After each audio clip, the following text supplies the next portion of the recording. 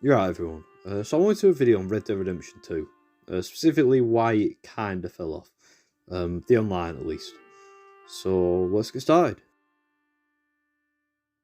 So I'm only going to talk very briefly about the story, because that's not the main focus of this video. The story's still as fantastic as ever, and even if you do a new playthrough right now, you'll still find something you've never seen before. The graphics are still unbelievable as well. Like, it's one of the best looking games I've ever played. On a side note, I can't believe that GTA 6 is supposed to have better graphics. Like, I didn't even think that was possible. The story itself is also just incredible. It's a fantastic story, and I highly recommend playing it if you haven't already. For one of the most highly anticipated sequels ever, it really did live up to it. It is incredible, and I don't really have any complaints about the story. Anyway, that's enough about the story. Let's get on to the main focus point of this video, the online. The online is enjoyable, but flawed. Now don't get me wrong, I still really enjoy Red Dead Online. Being able to play such an incredible game with friends is just amazing, but it's far from perfect. I'll start with the biggest issue, which is the content, or lack of it.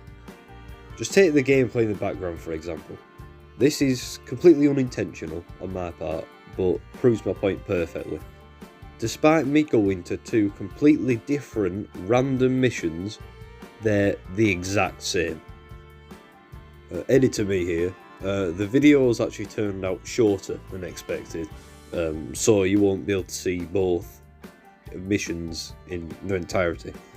But here's a clip from the first one.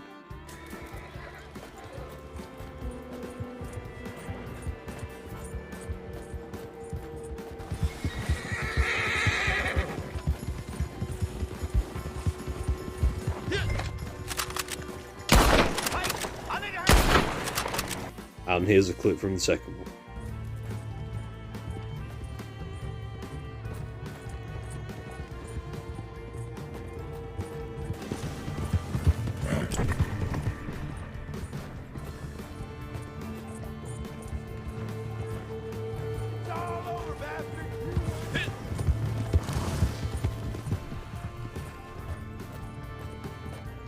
¡Hijo de tu puta madre!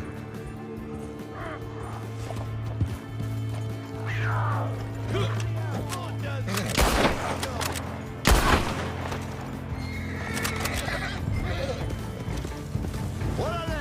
¡Metan presión!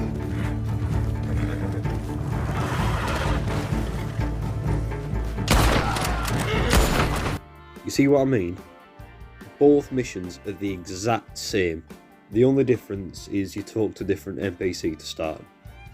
This is just one example of the lack of care that's been put into the online. But it's strange, because some of the story missions in online, the first ones, are actually pretty good, with effort clearly put into them. Yet some of them, like these, aren't at all.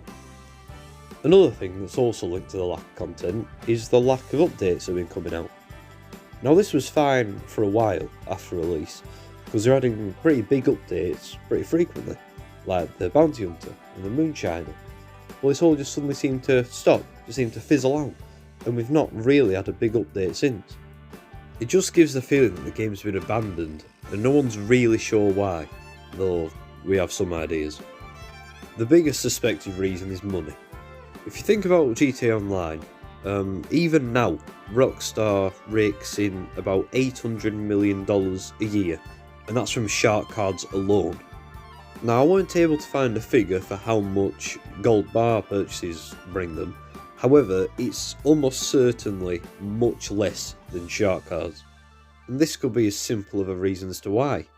They see GTA as far more profitable than Red Dead Online. So, why would you put all your resources into something that's earning you less money? They put everything into GTA Online because they know it's going to keep making them millions and millions of dollars, so Red Dead Online just gets left behind in the dirt. Another reason is that Red Dead Online gets very repetitive very quickly. At first it seems alright, it seems that there's plenty to do and it's all unique. But after a bit of playtime, you realise that most of that isn't worth doing, and the things that are worth doing involve doing the same thing again and again and again, and that gets very boring very quickly. There are plenty of other reasons why it's kinda dying, but I think right there I've covered the main ones. Also, don't get me wrong when I say it's dying, right, there's still a lot of active players, it's just a shadow of what it used to be. So, if you had to boil it down to one reason why it's kinda dying, like I say, what would it be? I'd say because it's been abandoned by Rockstar, and that's almost certainly just because of money. And that's a massive shame, because as much as I like GTA Online, I do prefer the feel of Red Dead, and I do prefer playing Red Dead Online, but just because they're so fixated on money and how much profit they can make, it's been left to fizzle out. So, here's the big question. Is it worth going back to now, or even getting it for the first time? Now, that's quite difficult to answer, but I'd say it depends on what kind of player you are. If you're the type of person who likes grinding for money in games like that, and you haven't played it before, I do recommend it. You'll be able to kill a lot of time on it, and you'll enjoy yourselves quite a lot. But if you've already played it before, and you're that type of player, I wouldn't recommend coming back. Because once you get to a certain amount of money and you've bought everything you want, there's not much point in doing anything.